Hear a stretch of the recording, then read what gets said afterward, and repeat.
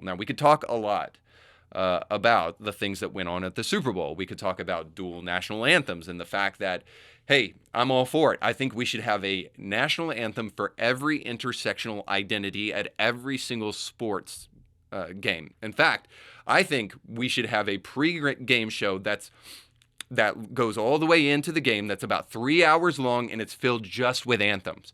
And then I think we would benefit from that, because then all of the sponsors and the networks that are airing these shows and want to go woke will quickly understand how much of a tolerance the average American has for these endless national anthems. So we could talk about that, but we don't want to talk about that. We could talk about the fact that the Blue Angels were all female pilots, and how amazing that was, and how heartwarming that was, and how groundbreaking that was for each and every one of us to forget 3 seconds later that the people in those planes that we couldn't see anyway were women. Now, maybe we could talk about that, or we could talk about the fact that Rihanna, who has been an outspoken supporter of abortion, was pregnant on stage, caressing her baby bump while also singing about how precious that little child in her womb actually was while she was holding that baby. We could talk about the hypocrisy of her signing checks to Planned Parenthood to make sure that you can abort your kids. Or we could talk about the eye-rolling wokeness of the commercials. But I would rather just talk about this one He Gets Us campaign, because it has a lot to say about love, but is it saying good things about it? Well, let's watch it.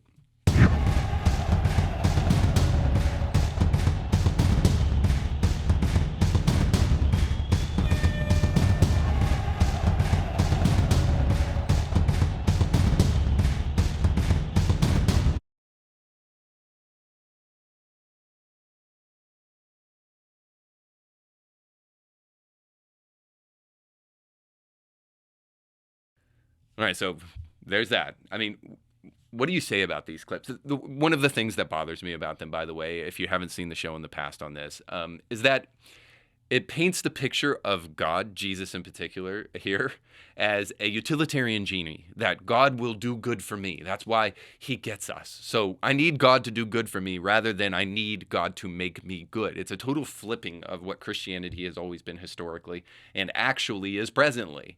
The reason that I bring this up here is, especially in light of Valentine's Day, is that it presents this idea of love that I think is deeply flawed, that we're seeing more and more and more in progressive churches and starting to seep its way into evangelical churches. This idea that Jesus just loved everything. Jesus was so indiscriminate and so undiscerning that he loved everything. He couldn't tell what needed to be hated or what we needed to actually fight against. Not Jesus, because Jesus was so blissfully unaware of everything going on in society that all He ever did was just love everything. There was no room for hate in God's heart because Jesus just loves everything. I mean, this is the idea that's being painted in this commercial. And you may say, Reed, well, that's not what's said, but it is what is implied. Because we need to keep in mind here the implication of the facts on the ground, which is that we are growing up in a culture right now that by and large rejects Christianity as true. And this has been that way for a while.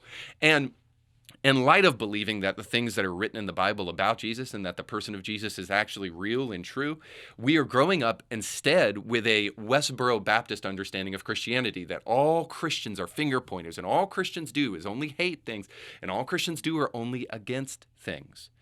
But in the meantime, we're also seeing a society that is continually creating things like gender-affirming care in children that we should be standing up and fighting against. So much so that now Christians, if they ever stand up and they stand up for something good, they're seen as hateful and unloving. But see, that is the problem with this video, is it paints the picture of just this very myopic view of love so that we are not seen as loving for actually doing that which is right. And so the question I have at the end of the day for the people who created this video is this, is that if you say you love, but you love things that you should hate, do you really love? And how can you say that you love God or that you get Jesus if you love the things that Jesus hates? See, if you don't have room for a Jesus who actually has the capacity to hate things, then you have a dumb Jesus that doesn't have a cerebral cortex, a prefrontal cortex to actually understand reality. This is the kind of stuff that we see on Twitter all the time by progressive Christians like this Kevin Young, who, of course, needs to be known as a doctor, so he puts it in his Twitter profile. And he said this, quote, "The LGBTQ agenda is to live. There can be no true life without the opportunity to fully enjoy love." Listen, Kevin, I couldn't agree more. That's why it's important for us to actually understand what love is. But of course, the implication with this tweet, the LGBTQ agenda is to live. Like if you don't support the LGBTQ agenda, then all you want them to do is die, you hateful, hypocritical Christians. This is the idea. But listen, while I couldn't agree more that that people should be able to truly love, we need to define what that love is so people can understand it, Kevin. This is the intolerant, tolerant left speaking again, saying this, that disagreement is hate. So let me just be really clear. According to the biblical Jesus, and according to the Bible, and according to reason, disagreement is not hate. Disagreement is actually good. It's good for those who are on the wrong side of an issue because it's actually loving to correct them and help them go the right way if they're going the wrong way. What? You're going the wrong way! I'm sorry, I always think about that clip whenever I hear someone say going the wrong way. But listen, what if truly loving somebody means making room for adoring the good with passion, but with that same passion also hating the evil? What if loving people means making room for hate? I know that's an odd concept, but listen, we love John 3:16, for God so loved the world. But did you know in the very next verse it says that God condemns those who do not believe? I mean, in Matthew 15, Jesus gives this whole list of things.